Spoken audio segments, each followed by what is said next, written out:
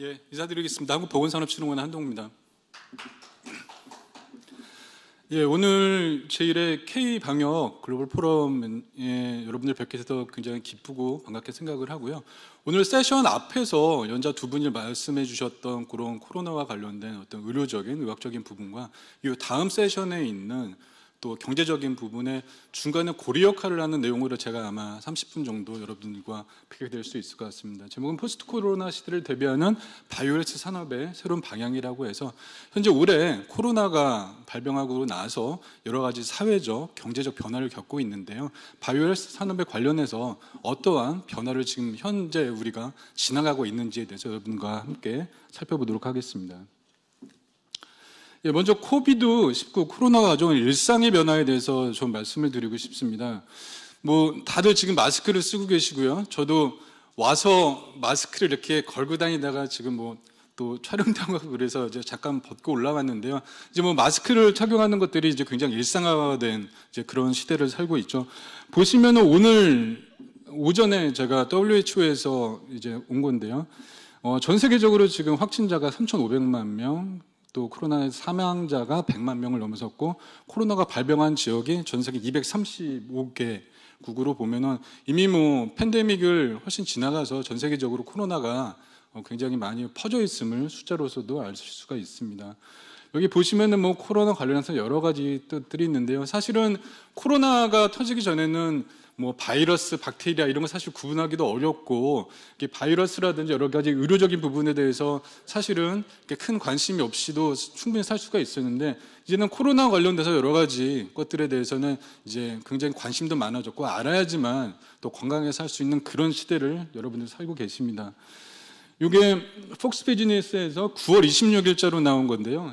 이게 보시면은 이제 미국 뉴욕에는 아마 거리 같습니다. 레스토랑에 있는데 이렇게 비닐로 나와 있는데 이걸 스페이스 버블이라고 명칭을 하고 있더라고요. 그래서 보시면은 노천에 있는 레스토랑 카페에 이렇게 보면은 감염 같은 것들을 차단하기 위해 비닐하우스처럼 쳐가지고 있는데 예전 같으면 코로나가 발병하기 전인 올 초라든지 작년만 하더라도 이러한 데서 여러분들 식사를 하거나 담소를 나눈 것들에 대해서 아마 상상을 못 하셨을 텐데 이제는 코로나가 많이 퍼지고 나니까 이런 부분에 대해서도 불편을 감수하고서라도 과거 일상을 안전하게 누릴 수 있는 것이라고 한다면 충분히 이런 부분에 대해서 수용할 수 있는 사회적인 그런 것들이 형성이 되고 있다는 부분으로 상징적으로 좀 말씀을 드리겠습니다. 그래서 폭스 비즈니스에 나와 있는 스페이스 버블, 그래서 코로나 시대에 어떻게 보면 레스토랑의 하나의 트렌드로 자리를 잡아가고 있고 앞으로도 이런 것들이 늘어날 것이다라는 것들에 대해서 보도가 된 것들을 보여주고 있습니다. 얼마 전 추석을 지나갔는데 우리나라에서도 추석 관련해서 처음 코로나가 발병된 이후에 처음 맞는 명절이었는데 보시면 다들 기억하실 겁니다. 귀역 및 불효자는 옵니다. 그런 것들을 포함해서 성묘 이동 최소화, 그다음에 온라인 화상을 한 차례가 등장했다는 것들도 명절 때 뉴스로 볼 수가 있었고요. KTX 좌석도 창가 좌석만 판매한다든지 또 명절 때 나왔던 유명 가수의 온라인 콘서트, 청중은 없지만 전 세계에서 온라인으로 관중을 했던 그런 것들, 또 언택트 선물로 인한 택배 급증 이런 것들을 통해서 코로나로 인해서 전통적인 이런 명절에서도 많은 변화가 있었다는 것들 여러분들 잘 알고 계실 것 같습니다. 저는 코로나 팬데믹 이후에 국내 경제에 어떤 변화가 있는지에 대해서 같이 한번 보시겠습니다.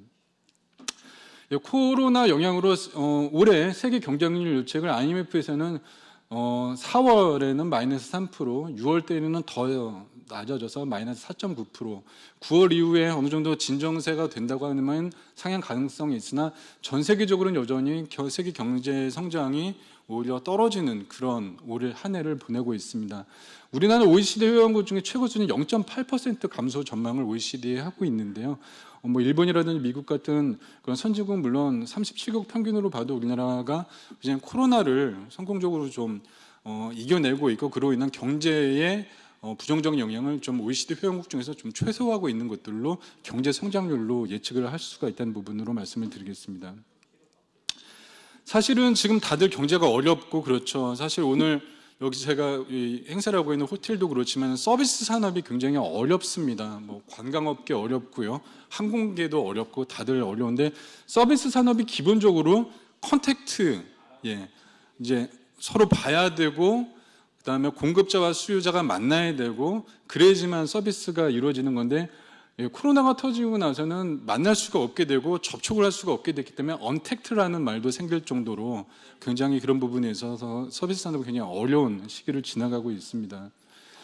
요거는 뭐 뉴스에서 많은 분들 보셨을 텐데요. 뭐 타이항공도 지금 굉장히 어려워서 매각 얘기가 나올 정도였는데 뭐 어떻게 보면은 약간 그런 어려움을 타기 위한 어떤 우회적인 방법으로 이런 기내의 모습을 한 것들을 본사 애칭 기내식으로 운영하면서 그다음에 뜬 비행기 타서 착륙 그 다른 공항에 내리지 않고 2시간 정도 하늘에서 머물다가 다시 출발했던 공항으로 내려오는 그런 것들도 국내에서도 이제 그런 것들이 있다고 하더라고요. 그다음에 타이항공에서 항공사인데 튀김 도넛을 판매해서 월 1일 매출 한 1,500만 원 한국 돈으로 한 3억 정도 매출이 이런 걸 보고 뭐 반응이 좋으니까 또 프랜차이즈를 확대하는 걸 검토한다고 보면은 지금 세계 각국에서 여러 가지 서비스 산업이 어려운 부분에 있어서 불황을 타개하기 위한 여러 가지 고육지책들을 많이 내놓고 있는 것을 봐도 굉장히 지금 코로나가 세계 경제에 많은 영향을 미치고 있다는 것들을 아실 수가 있을 것 같습니다. 뉴욕타임즈가 한국의 방역의 4가지 성공 요인을 9월 25일자로 얘기를 했는데요. 첫 번째가 감염자 추적 알림 시스템, 뭐 중앙집중식 통제와 소통, 실패에 대한 끊임없는 경계와 정부의 마스크 관리, 전국민 마스크 착용이라고 얘기를 해서 뭐 상징적으로 우리 지하철에서 지금 마스크 착용하지 않고 탑승할 수 없죠. 그래서 여러 가지 것들이 지금 국민들의 참여와 또 정부의 여러 가지 관리로 인해서 굉장히 모범적으로 전 세계에서 많은 주목을 받고 있는데요.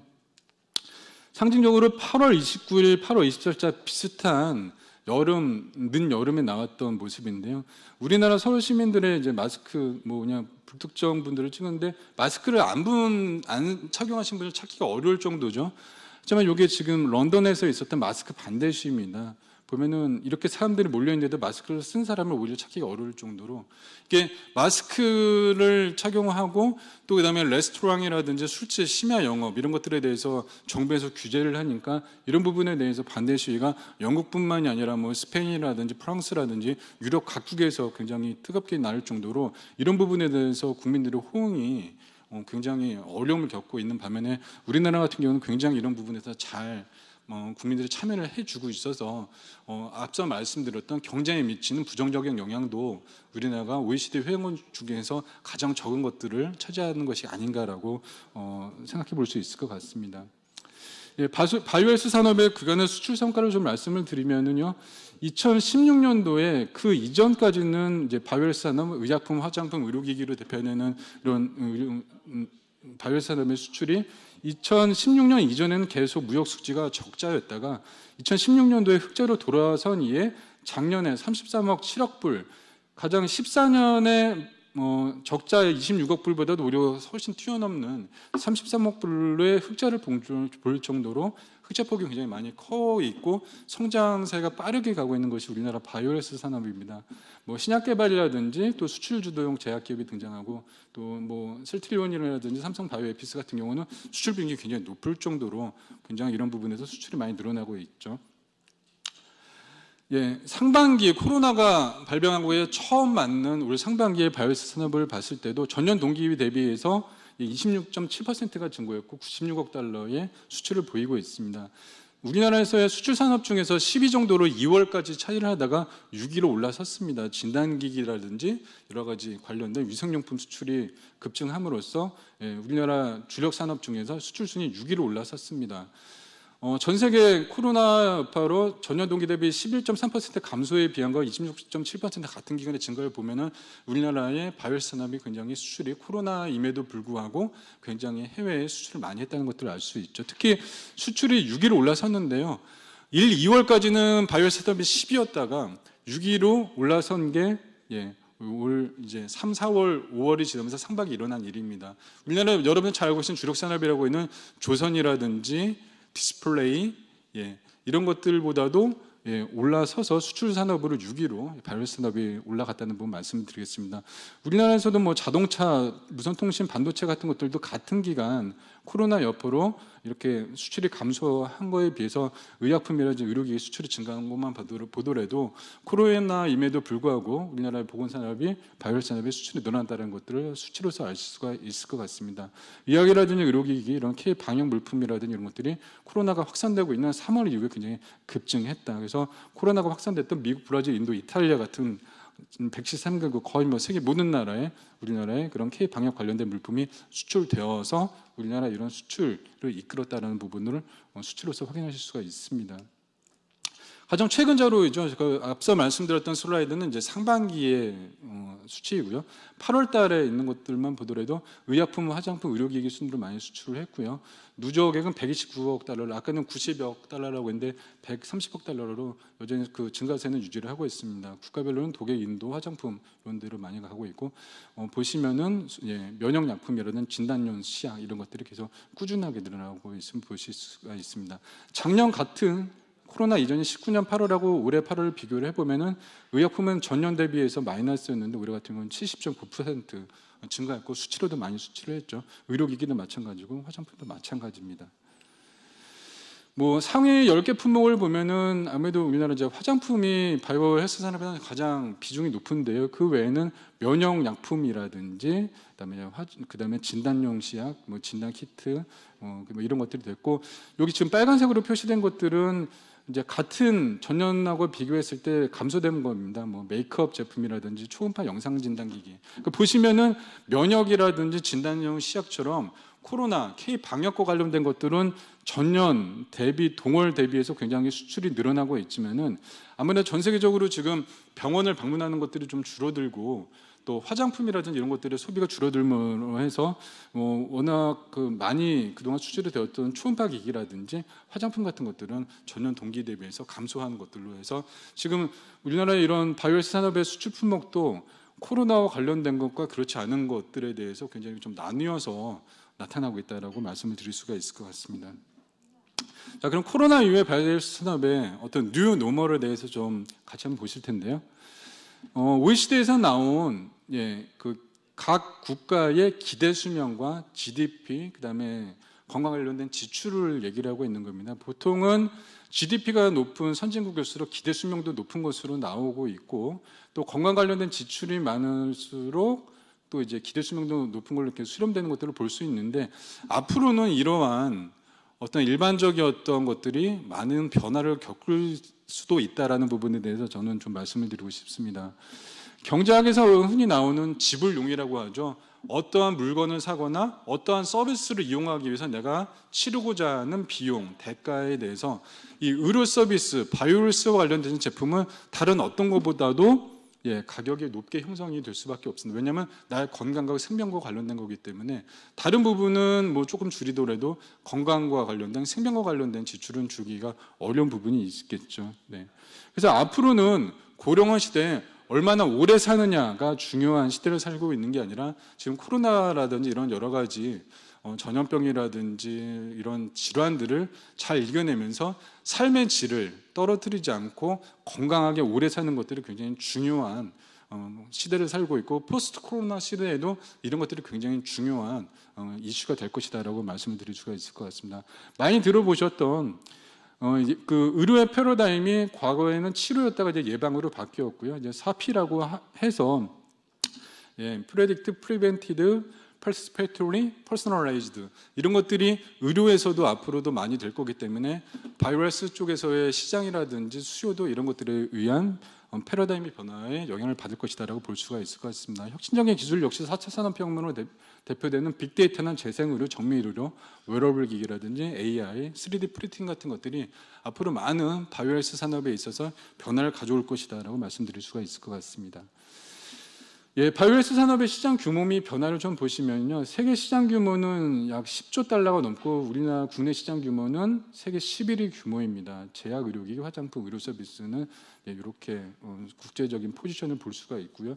국가 경쟁에 기여하는 것도 바이오헬스 산업이 2030년에는 GDP 대비 약 20%를 넘을 것으로 전망이 되고 있고요. 현재는 2018년 기준으로 2.3%를 차지하고 있지만은 2030년이 됐을 때는 미국, 일본 이와 20%를 넘는 바이오헬스 산업이 국가 경제에서 차지하는 비중이 굉장히 높아지는 그런 것으로 예측이 되고 있습니다. 일자리 역시도 작년 기준으로 해서 91.7만 명이 바이오헬스 산업에서 일자리가 창출되었는데요. 최근 5년간 약 14.3만 명이 증가할 정도로 많은 고용도 나오고 있습니다. 같은 기간 전기, 전자라든지 자동차가 마이너스의 고용 일자리 수를 보인 것과 비교했을 때는 바이오헬스 쪽에 일자리가 많이 늘어났다는 것을 아실 수가 있습니다. 수출도 이렇게 많이 늘어났다는 부분 있습니다. 하지만 앞서 말씀드렸던 의료 패러다임의 4P라든지 그다음에 4차 산업혁명에 나오는 그런 첨단 기술에 대표되는 4차 산업혁명에 대응하지 못할 경우에는 2030년까지 연평균 12% 성장에 그칠 것이다라는 것들에 대해서 예상이 대응할 경우는 12% 성장 예상이 되지만은 대응하지 못할 경우에는 2% 수준에 머물 수밖에 없다는 거기 때문에 앞으로의 이런 바이오헬스 산업에 대한 여러 가지 신기술이라든지 이런 투자 같은 것들에 대해서 저희가 지금 굉장히 집중해야 될 시기다라고 말씀을 드릴 수가 있을 것 같습니다. 포스트 코로나를 대비하는 새로운 방향 및 전략에 대해서 이제 말씀을 드리겠습니다. 이 숫자는 우리나라에 치료를 받으러 오는 외국인 환자, 해외 환자 숫자를 나타내고 있습니다. 2009년도에 외국 환자 유치 사업이 우리나라 정부 사업으로 시작을 해서 첫 해인 2009년도에 약 6만여 명이 한국에 와서 치료를 받고 돌아갔는데요.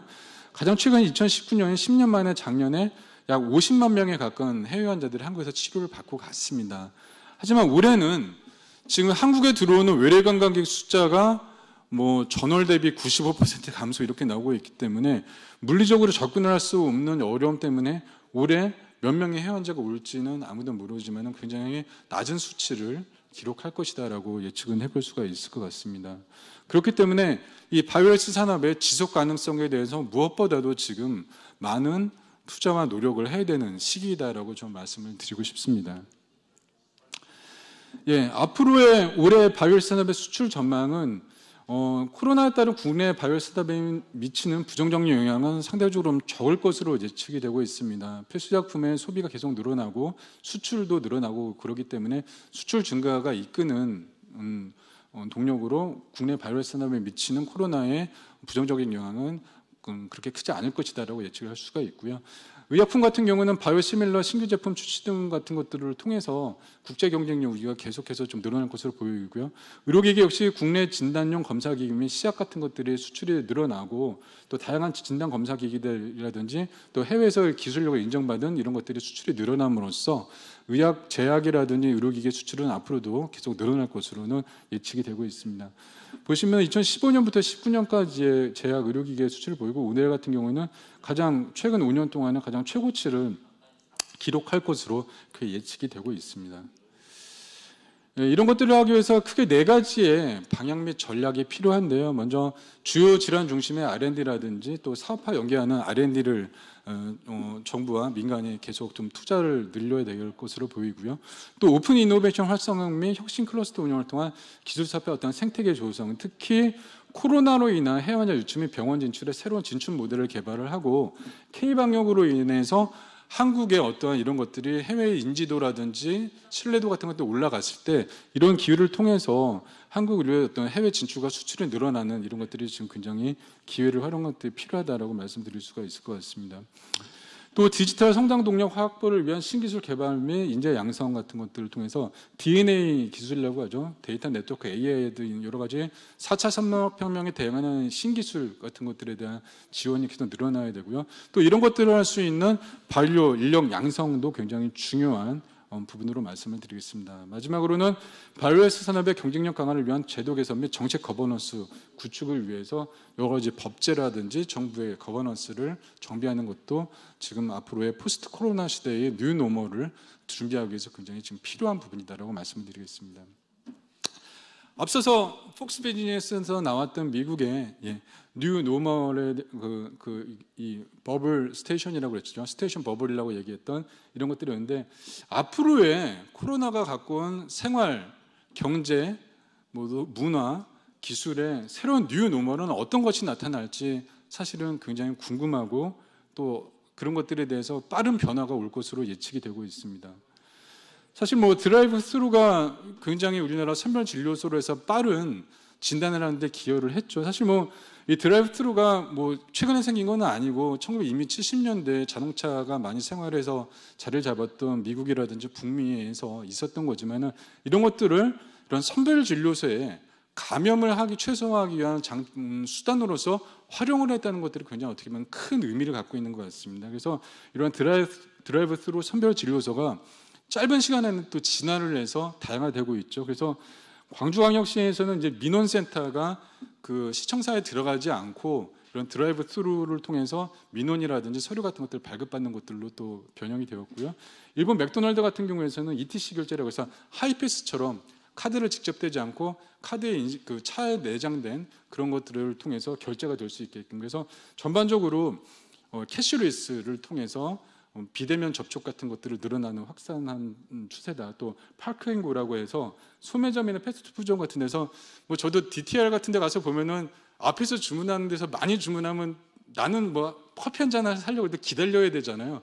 근데 파크앤고는 그 옆에 파킹하고선 주차를 하고서 기다리면은 주문하는 건 똑같습니다. 그러고 나면은 점원이 가져다 준다고 합니다. 그러니까 그 차를 줄 서야 되는 그런 번거로움을 좀 피할 수 있는 거니까 DTR에서 어떻게 보면 조금 더 진화된 모습으로 된 거죠. 그래서 이런 것들이 불과 몇 개월 사이에 수요를 하고 또 여러 가지 경제적인 부분에 있어서의 이런 것 수요 공급을 맞추기 위해서 새롭게 진화하는 서비스한 모습으로 보이기 때문에, 이런 것들이 이 다음에 또 어떻게 진화될지는 굉장히 궁금해지는 이런 포스트 코로나의 시대를 우리가 살고 있다고 말씀을 드리겠습니다. 앞서 말씀드렸던 서비스 산업에서는 컨택트를 기본으로 하고 있는데, 코로나 때문에 비대면을 해야 돼서 언택트가 되었기 때문에 서비스 산업이 지금 굉장히 어려운 시기를 겪고 있죠. 그렇기 때문에 이제는 온택트라고 해서 인터넷이라든지 온라인이라든지 이런 것을 통해서 서비스 산업을 이제 할 수 있는, 지금 보니까 그 집에서 온라인으로 또는 유선으로 시키는 배달이라든지 이런 것들이 굉장히 많이 늘었다고 하더라고요. 굉장히 커가고 있는 시장이었지만 굉장히 폭발적으로 성장하는 이제 온택트 시장이 여러 가지 서비스들이 이제는 시장의 하나의 주류로서 자리를 잡고 있습니다. 줌붐이라고 혹시 들어보셨는지 모르겠습니다만은, 요즘 이제 학교도 이제 온라인으로 화상 강의를 하고 또 이제 회의도 줌이라든지 여러 가지 비대면 화상 영상 회의를 하다 보니까 한두 번 해보신 분들은 아실 거예요. 영상에 내 얼굴을 크게 뜨다 보니까 목에 주름이라든지 이런 것들이 하기 때문에 성형이 굉장히 많이 늘었다고 합니다. 그래서 그 침습적 수술이 아닌 비침습적, 그래서 보톡스라든지 필러라든지 주름 개선 같은 수요가 굉장히 늘은 거 봐서 이 코로나가 갖고 온 생활의 변화와 이런 것들이 다시 또 의료 서비스로 이렇게 새롭게 또 수요가 변해가고 또 새로운 변화에 맞춘 새로운 서비스들이 생기는 건 보더라도 빠른 시간 안에 시장의 수요는 굉장히 빠르게 변하고 있다라고 말씀드리겠습니다. 자, 이 다음에 무엇이 포스트 코로나 시대의 뉴 노멀로 등장할지는 사실 아무도 모릅니다. 이제 마지막 슬라이드인데요. 다들 이 도미넌트 디자인 얘기할 때, 표준을 얘기할 때 많이 나오는 쿼티 자판, 그다음에 예전에 나왔던 비디오에 이끌었던 베타를 물러쳤던 VHS 비디오 테이프, 그다음에 미터법. 그러니까 어떠한 것들의 표준을 시장에서 선점하느냐에 따라서 그런 것들이 앞으로 시장에서의 우위적인 지위를 차지하는 건 중요하죠. 지금 DTR 드라이브 스루 지금 선별 진료소가 국제 표준 iOS에 채택이 되는 절차를 하고 있다고 하는데, 코로나로 인해 과거에 있지 않았던 새로운 표준들을 먼저 선점하는 것이 이 앞으로 다가올 포스트 코로나 시대의 시장의 선점할 수 있는 중요한 하나라고 보고 국제 이런 바뀐 시대를 먼저 표준을 할 수 있는 새로운 아이디어를 짜는 것이 무엇보다 중요하다고 하겠습니다. 예, 제가 준비한 거는 여기까지고요. 코로나 시대에 물론 개인의 건강도 중요하지만은 이런 어려운 시대를 얼마만큼 지혜롭게 잘 이겨냐에 따라서 앞으로의 미래가 달려 있다고 봅니다. 이런 포스트 코로나 시대를 이겨내는 여러분들 항상 건강하시지만은 이런 부분에서 지혜를 모아주시는데 힘을 모아주시기를 다시 한번 당부드리겠습니다. 감사합니다.